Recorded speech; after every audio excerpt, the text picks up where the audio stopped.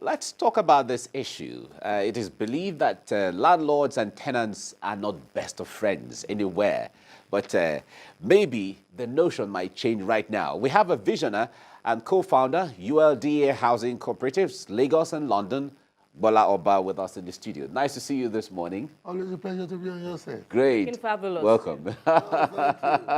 It's He's looking like a landlord, isn't he? Absolutely. Absolutely. The The chat fits. No, it fits perfectly. That's good. Okay. So let's talk about this issue that a lot of, especially Lagosians, Lagos tenants have complaints against their landlords. Lagos landlords have complaints against their tenants. But the crux is on the issue of increase in the cost of house rents. What really leads to constant increase in the cost of house rents when the house is not built more than once? Demand and supply. Simple. If demand outweighs supply, inevitably the pricing equilibrium will be tilting more on the side of the supplier. I just came back from England not too long ago, from London. I was shocked. I was shocked to know that the same house that I used to live as a council tenant in 1996, 1997, and I was paying £350 for a month, is now going for £3,000 per annum. And as most of your, I just will say per annum. Per annum. The respondents earlier. We're joking about Right. £3,000. 1997, I was paying, 1996, I was paying 350.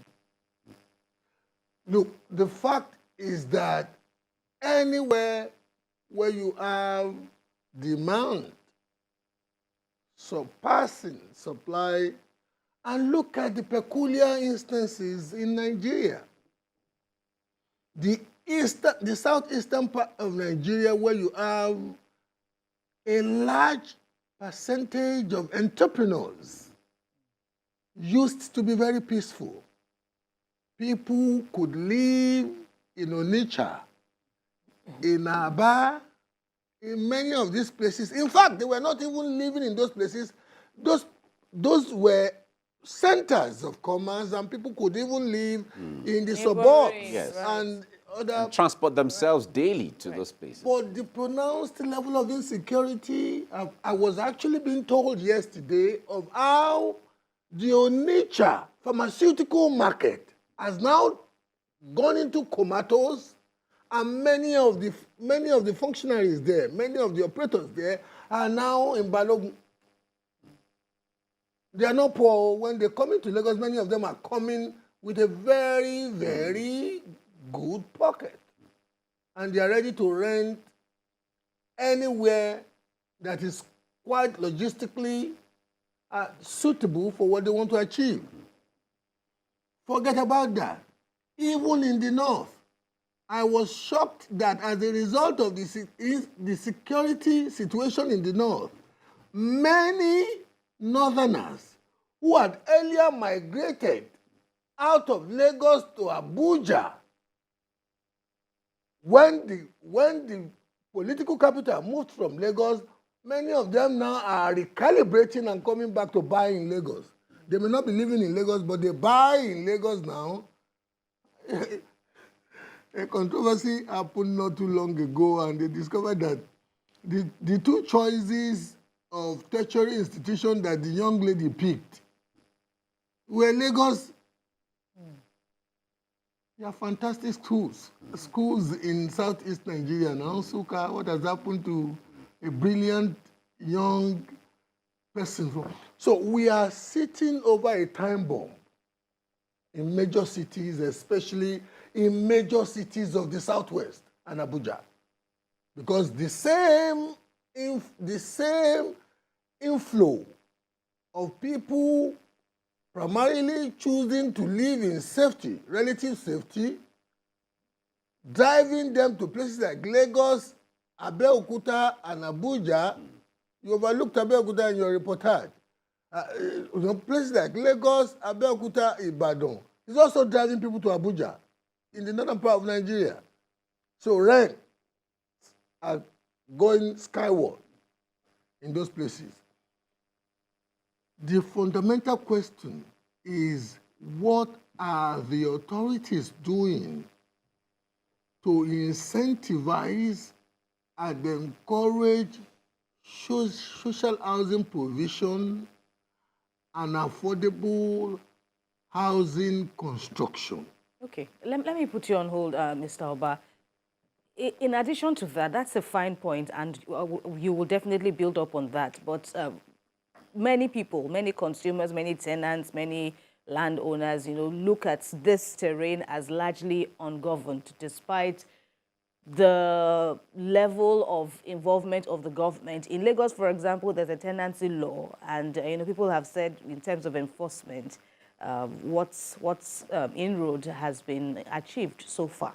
So in addition to the solutions, now that we've established that this is purely arithmetic, issue of demand, or economic, so to speak, issue of demand and supply, and in preferring solutions, what do you make of, policy, where we are and what you think, needs to be done in this regard? The first thing that must not be done and that can never be effective is to want to flirt with the idea of rent regulations. It doesn't work anywhere in the world.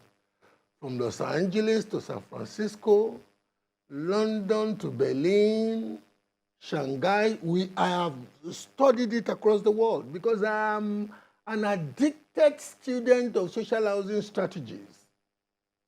Addicted student of social housing and affordable housing strategies across the world. And rents in all these megapolises, rents are going skyward. And to be honest with you, we have seen a number, especially in very vibrant democracies, we have seen politicals trying to flirt with their electorates or bribe their electorates by sounding tough on rent regulations. They don't work. And you know what? We once had a governor in Lagos. I respect because I'm somewhat, I think I know a degree of his art. We once had the 2011 Lagos Tenancy Act and Lagos Tenancy Law. That Fashola signed into. What has become of it? So, but the things that can be done that will be far more effective than rent regulations? You can't legislate the provision of what you are not in control of the supply. So what you want to do, and I tell my friends in government, you don't have to reinvent the wheel. Iya Eleja, my single parent mom who came from the hinterland of Yoruba land, the Jumu land, in Kogi today, to Lagos, found a way of putting up a structure where I buried her in Fagba. And you know what? The principle with which Iya Eleja built her house instructs what has made me, what has impassioned me today to form these housing cooperatives. It works.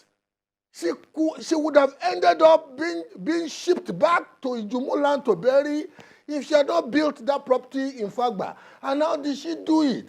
In the market where she was selling.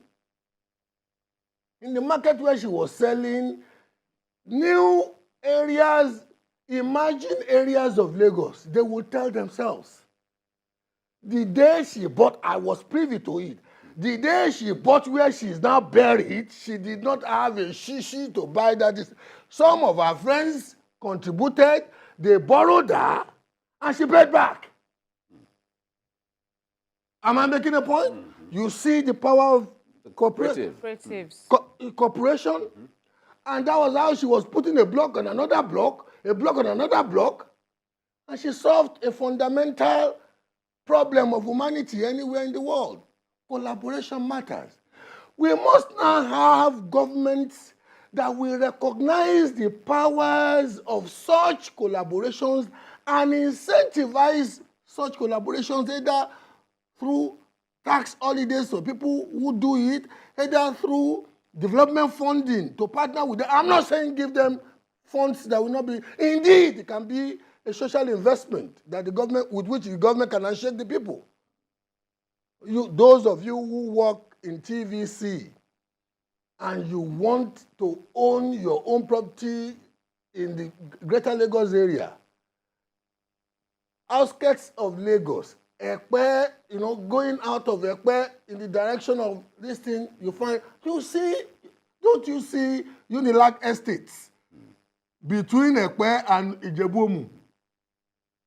Those collaborative strategies, incentivizing those strategies, the government and shaking developers with relatively well-priced development funding. The government cannot do it by itself alone. We once had a phenomenal governor of Lagos who did so much. Alhaji Lateef Jakonde, God bless his soul. The low costs. The low-cost houses. Those low-cost houses, would you know, have now turned to the family houses of some. That 2 generations are. Look, let me give a typical example that will shock you. Every time I socialize a lot in Surulere. Every time I go to Surulere and I sit down and I'm socializing in places like Akerele, Bankolemo, Onitolo, they call Surulere, Gbola Drive, I don't know, Gusoya, and so.